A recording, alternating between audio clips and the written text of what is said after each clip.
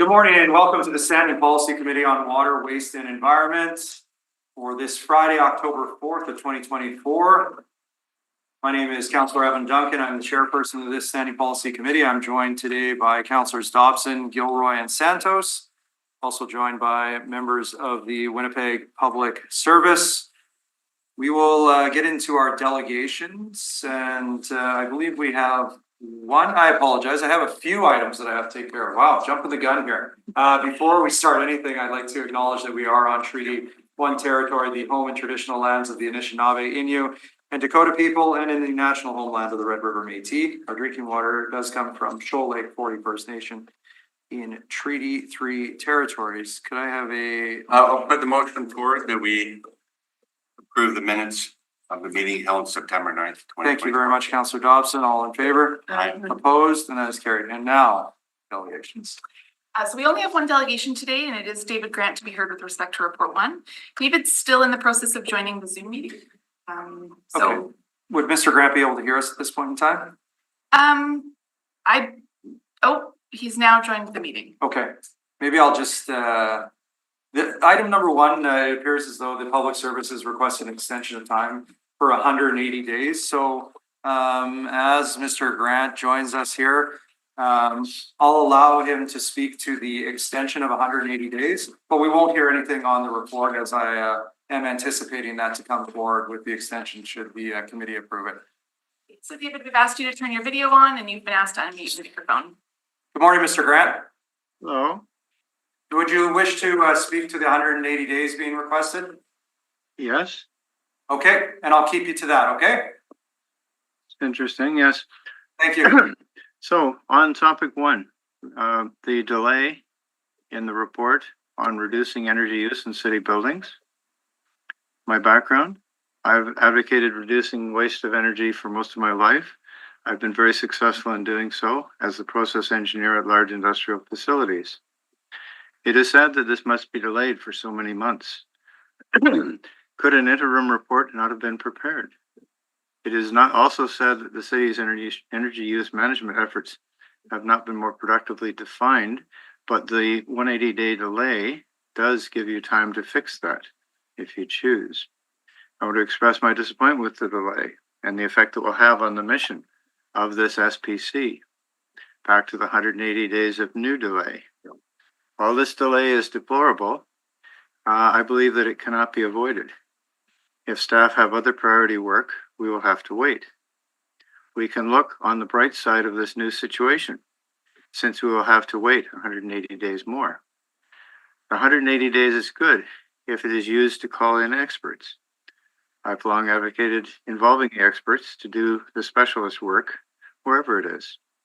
And that is what we're talking about here. I spoke to Efficiency Manitoba on Thursday. Because of the 180-day delay, they would love to help. In a small fraction of those 180 days, this part of the provincial government can report on some of your buildings. They exist only to provide advice on using energy more wisely. They have staff who, in less than the 180 days, can help reduce energy loss and use. They do this every day. Since we cannot shorten the 180-day delay, I see no impediment to asking them to begin studying and reporting on some city properties. Doing so would be better for the energy use reduction program than simply waiting for another half year. Thank you. Thank you very much, Mr. Grant. We will make sure that we get some clarification on what may be taking place in the requested extension time should the committee grant it. Appreciate your time this morning. Thank you. Thank you very much. And we will now go into our reports. We have 3 on our agenda, starting with the topic at hand here of the delegation. Item number 1, building emissions reduction strategy. We have a full table here for us.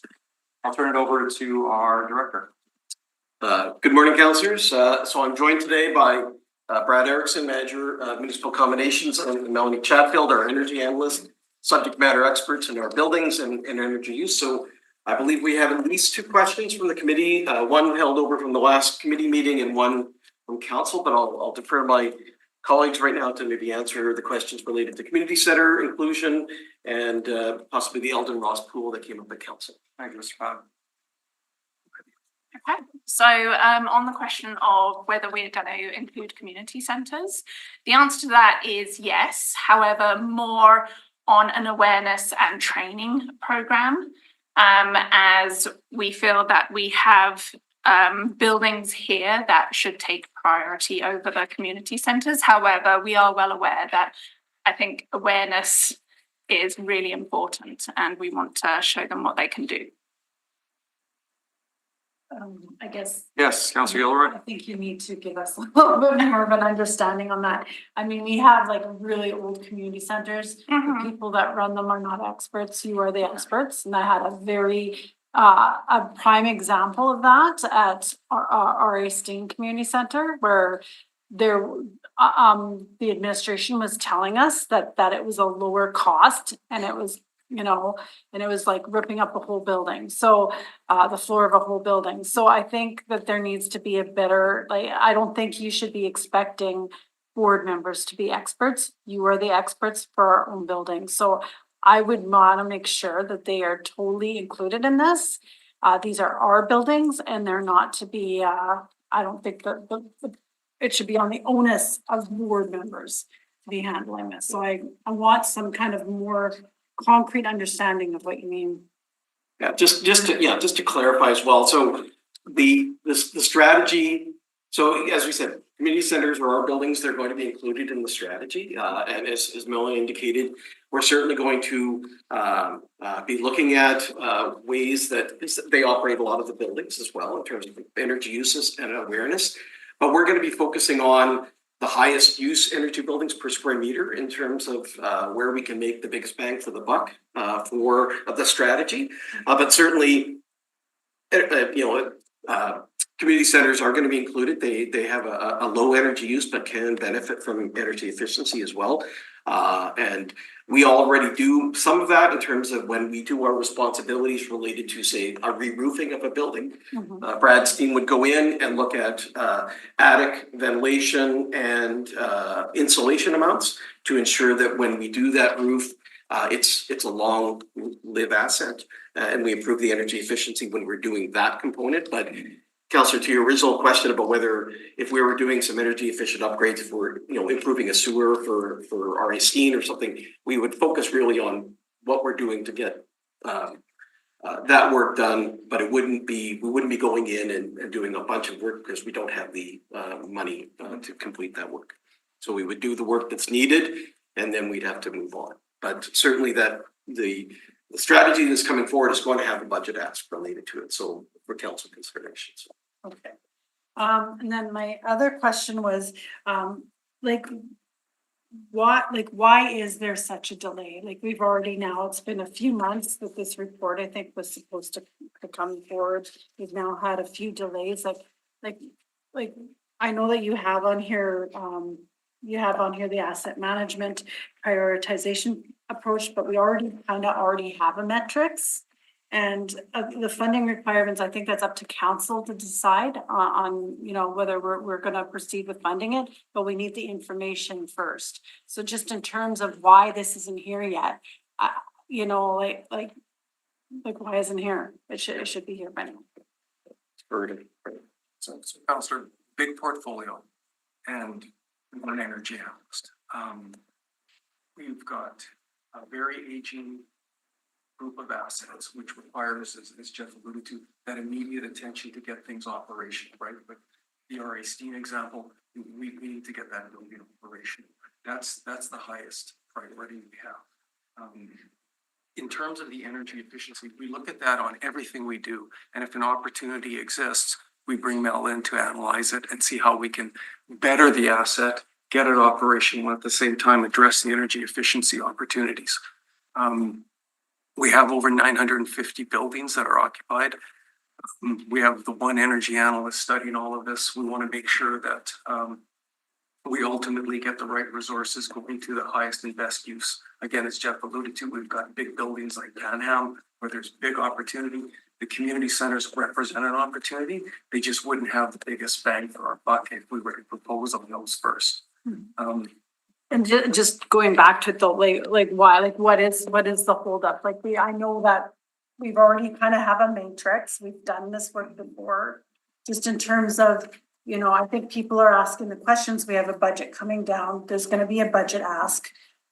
So like having this information prior to a budget would be very, very helpful, so we can prioritize. And I think that our role isn't for you to find the funding.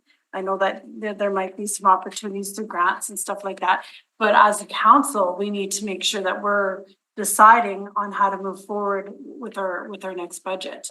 And without this information, it's gonna be, you know, we won't be able to do that, and then that's another year that we haven't dealt with some of these things I think are key for our climate change action. So I guess, Yeah. putting the pressure on, I just No, and it's a great question. I think it comes down to risk.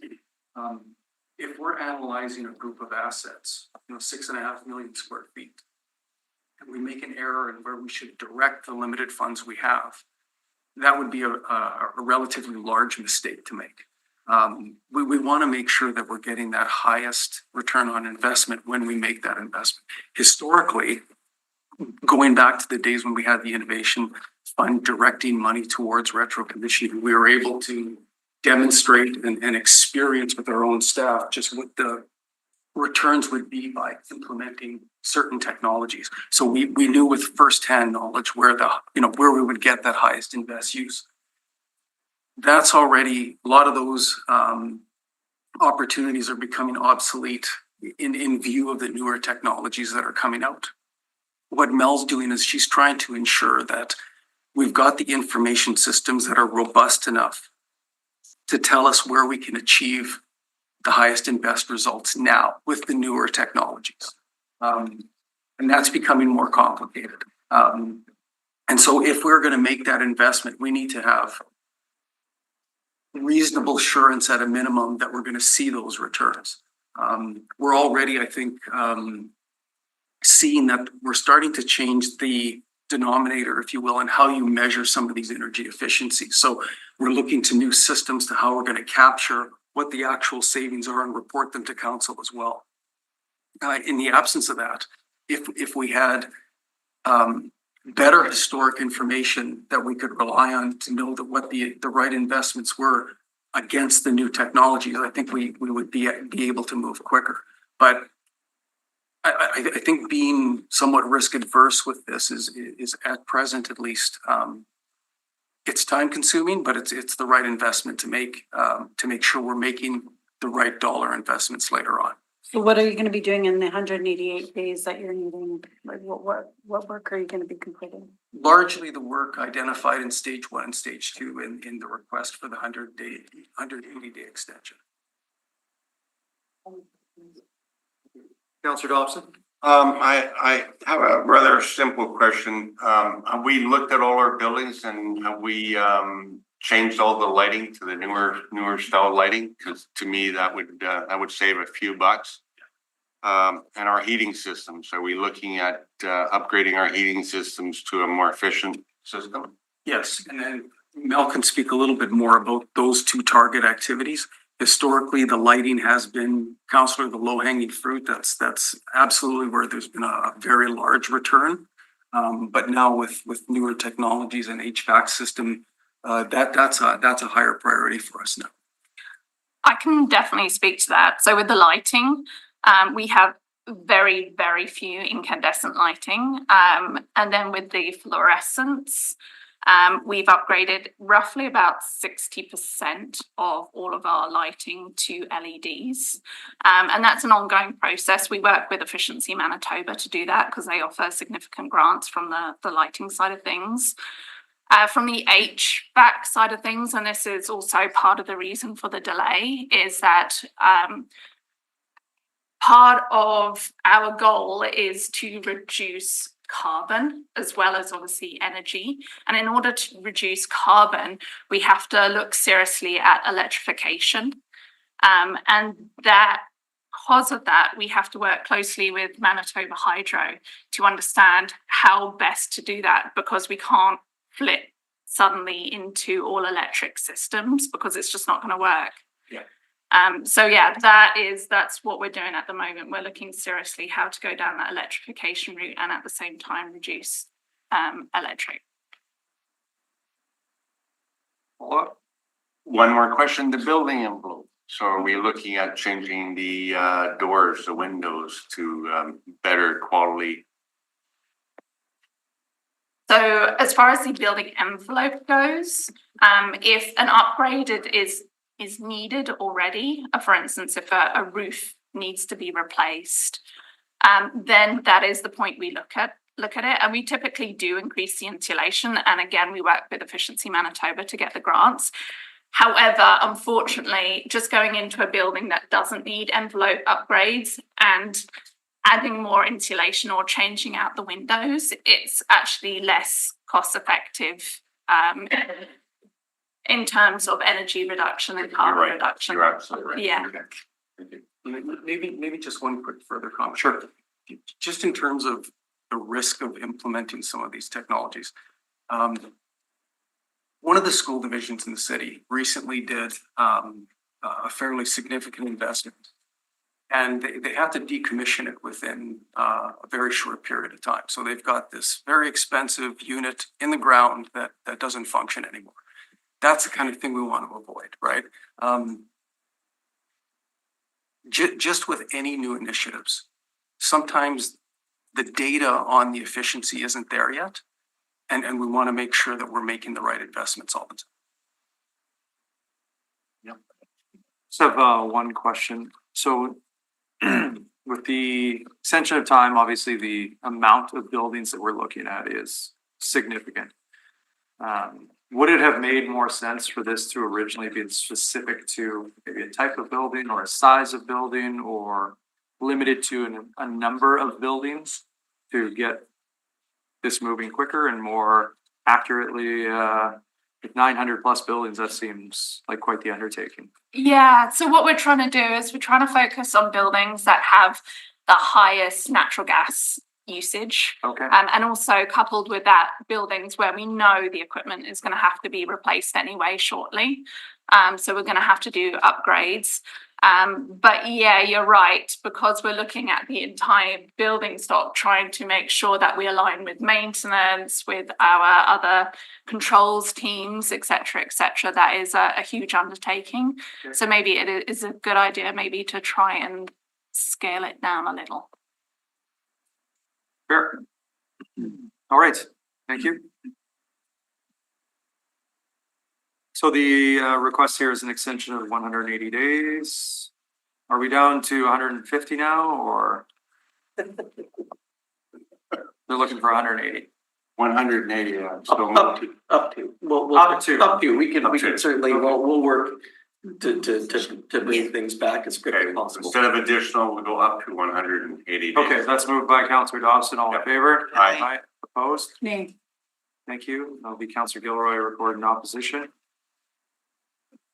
Item number 2, Winnipeg Drinking Water Treatment Plant Efficiencies Review Quarterly Report. Number 7 for the period ending July 31st, 2024. Yes, yes, this is one of our recurring reporting items. This is, comes from quite a while ago. I believe, it's referred to as a quarterly report. We actually, have historically only reported when there's been significant, updates in the work on addressing these deficiencies. So it's not, don't actually end up doing this quarterly. We usually ask for a suspension reporting period to come back once a year, basically. If you recall, back when we finished the water treatment plant of Deakin, it was a big project, always a big project then, and maybe dollar value, it doesn't seem as big now looking back, but certainly it was a big project, and there was very complicated project, multiple contractors, this sort of thing. There was a couple of deficiencies left over when the project was done, and it got some discussion at committee, so it got some attention, and we were asked to report back on our progress on some of these things. So there was 6 kind of areas or items there. They're listed chart in the in the report. Only two of them remain. We're wrapping up one of the items today with this report, the roofing on the main plant. But good news is the roofing system on the main plant building, which was what we finished up in this reporting period, finished up on budget. It met with what we tendered for, so that's good. That was kind of a long-standing thing where part of the roofing membrane system was leaking at some of the joints and this kind of stuff, and it ended up having to get redone. It's unfortunate, but that's the thing. So we've got a new roofing membrane on there, new roofing system on the main plant. So that problem is crossed off the list. The main items that remain are kind of more complicated to explain. One of them is the concrete surfaces at the plant in the process areas. If you think of concrete surfaces in the tanks, some of you have been on a tour out there. Some of the concrete surfaces were deteriorating faster than they should. So they corroded faster than they should. So they're still, I mean, none of these things affect our actual operations, but in terms of, construction, we kind of expect a longer service life out of some of these surfaces. So we have to rehab these surfaces. It's a very expensive thing to do. It's also complicated because we have to schedule outages and take areas offline to do this new coating, that kind of thing. So that's a very long-term project for us and consequently very expensive. So that will be the next major things we're reporting on. That rehab work for the concrete, I said it's going to be a multi-phase, multi-year project. The preliminary design of all the phases is kind of underway, and we're hoping to finish the first phase of that this winter. The actual work on the first phase, the actual recoating, should start sometime in 2025. And it's probably going to take us about 3 years to do that first phase. And after that, there's at least 2 more phases. So we're going to be working, easily into the 2030s on upgrading some of the surfaces in this concrete to get a proper design life of decades. So that kind of means we're going to be reporting on this for a long time. The short story. The other item that's remaining is the sodium hypochlorite generating system. Basically, the source of chlorine that we use at the plant. Originally in the plant design was to basically synthesize it on site from different components brought there. The equipment to synthesize it on site never really worked properly. They had it failed. Company actually went out of business eventually. So that particular piece of equipment we've never used successfully. We immediately switched to trucking in sodium hypochlorite liquid form. It's economical. It was the other option at the time. So we've been using that ever since. We've done a new business case on that, and it sounds like the newer, here we are 15 years in the future, looking at a different business case for generating on site. So likely we will be proceeding with new equipment there to replace that as a more economical long-term solution. Again, that has some longer timelines on it because where are we here? The design for that new sodium hypochlorite system is going to start next year. So we really we're looking for a recommendation to receive this as information, the data and the update on the other deficiencies here and there. But to receive the report is basically the information, and that we come back with our next report sometime in early 2026. We're saying basically a year bit that we come back and report on our progress and that. Does that cover it all? It does. Okay. Any questions on that? Concrete. One. To receive some help. The public service recommendation in its entirety, all 3? Yeah. Okay, moved by Councillor Gilroy, all in favor? Aye. Opposed? And that is also carried. Moving on to item number 3, award of contract for construction of a new water waste lift station. Yes, this is one of the Centerport South contracts. We've had several of them come to SBC already. You might remember we awarded the interceptor sewer and the water feeder main in June, SBC. And then September 9th, just our last meeting, we talked about the force main. And if you recall, any chance I get, I talk about how these tenders have been coming in very close to our estimate, like underneath our estimate or significantly under our estimates. So that's good. This one is 4% over. It's still pretty close, but yeah, it was $12.7 million award. Pre-tender estimate was 12.3. This is for the lift station that pumps sewage in the Force Main that will enable the servicing at the Centerport Southlands that are in the city. So yeah, since it's over $10 million, it needs SPC approval. Other than that, it's a pretty straightforward report, just recommending that award. We list the bids. Unless we want to have it on this. You said there are projects that are coming under bid. How many we got there so far? So this group, you know, the Centerport contracts, we had 4 of them. This one came in 4% over. The Force Main was 1% under, so that's a $21 million contract. This was 1% under. The Interceptor Sewer was dramatically under. That was 34% under. I think we explained that when we were going through the award. It was a very aggressive bidding. It's a legit bid. It's a legit company. We're not worried about that. Just a very fortunate timing for our bids. And then the water feeder main came in 3% under. So 3 of 4 came in under. So we're still within our contingency, Yes. the overall project. Councillor Santos. Remind me again, the sharing of costs between the city of Winnipeg and the RM of Rosser, where we're at with that. Is it on this project or? The RM of Rosser is not contributing to the regional infrastructure. The province, however, is contributing 40 million and the city of Winnipeg has the remainder. 33.7. Okay, but is that related to this project or all those? It's for regional servicing for Centerport, so that includes all 4 contracts that Tim was speaking to. Okay, the public service recommendation before us, So moved. moved by Councillor Santos, all in favor? Aye. Opposed? That is also carried. That is our reports for our meeting here. To adjourn? We have an adjournment for Councillor Gilroy, all in favor? Aye. Opposed? That is also carried. Thank you very much for your time this morning. Hope you all enjoy your weekend. Take care.